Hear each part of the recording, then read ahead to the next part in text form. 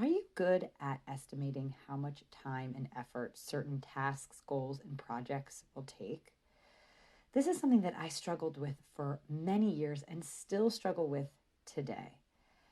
And what's been really mulling over in my mind this week in particular, as we're really settling in to quarter 4 at the time of recording this, is that having a realistic view of how long something will take is imperative for not getting yourself totally bummed out, not overwhelming yourself. See, I'm a person that tends to be super optimistic. So I think that I can do a lot in a little amount of time. I have a hard time really framing the amount of time and effort certain tasks will take. This may be a sign of ADHD, who knows? But I'm less interested in diagnosing myself and more interested in finding some strategies to get myself focused and really setting myself up for success.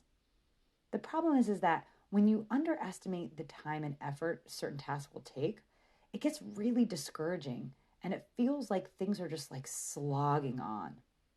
I tend to give myself tasks that end up actually being huge projects in and of themselves because I really am just super half glass full kind of person. Like, I can do it. Don't worry, I got it. And I've adopted this mentality that I do what's required. So if that means I need to stay up late nights, multiple days in a row, that's what I'll do to get things done. But it actually doesn't serve me in the long run. And I'm sure if you're the same way, it does not serve you. So, what I'm doing this week, which is something that I've done before and I love this system, but I definitely, it's not a one and done, okay? I am now, in the next month, tracking my time. Now, if you've never tracked your time, the point of doing this is not to, submit to someone how many hours you worked, but really to gain an understanding of how long certain tasks are taking you. And as you're moving through your day, jumping from thing to thing, I think it's really easy to distort the amount of time, energy, and effort you spend on certain tasks. And when I've done this exercise in the past, I realized that I have a hard time starting projects. But when I get into them, I get extremely focused and time flies and I really enjoy it. But really setting myself up for success, like knowing exactly what I need to do when I sit down at the computer in the morning and really planning out my day is a strategy that helps me tremendously.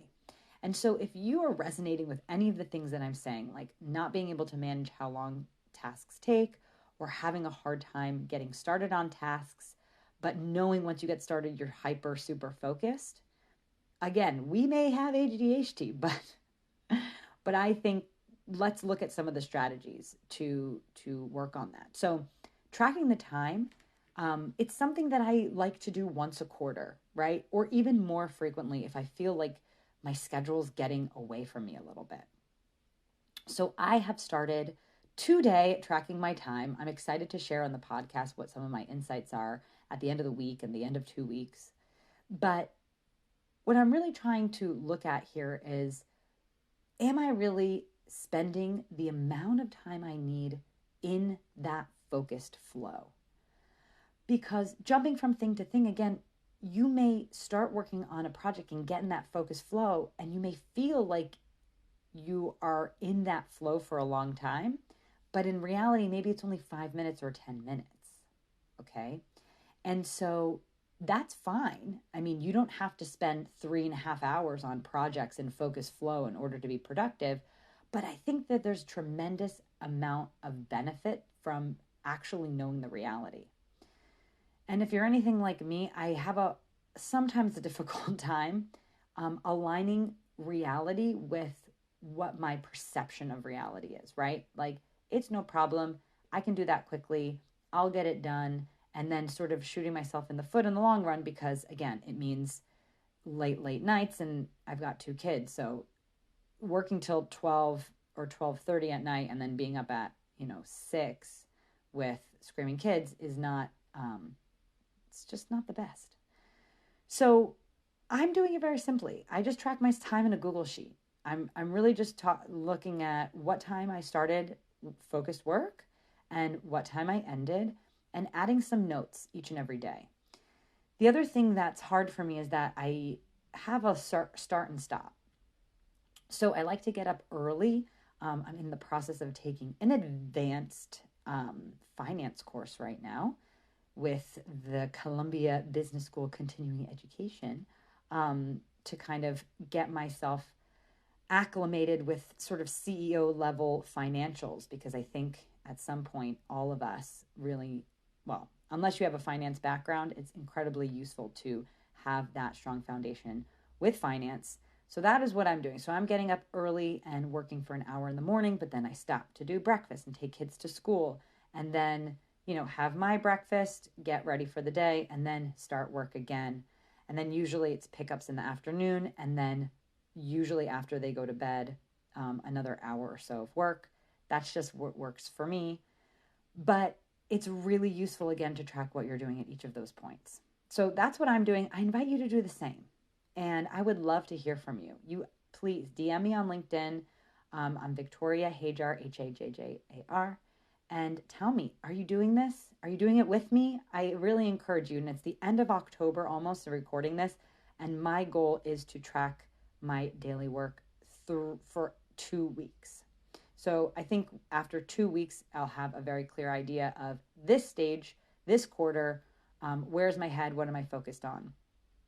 And I'll also next week give you some tips on how I'm staying focused, because I love doing the quarterly goals and it's a time where I feel really focused. But usually a week or two after those goals are done, I tend to see myself slipping into bad habits, which are, again, sort of being short-minded, like short-sighted in terms of what I'm working on. And those goals kind of get pushed to the back burner. And so I've adopted this habit, which starts today, of doing this kind of date with myself and my accountability partner to keep focused on those goals.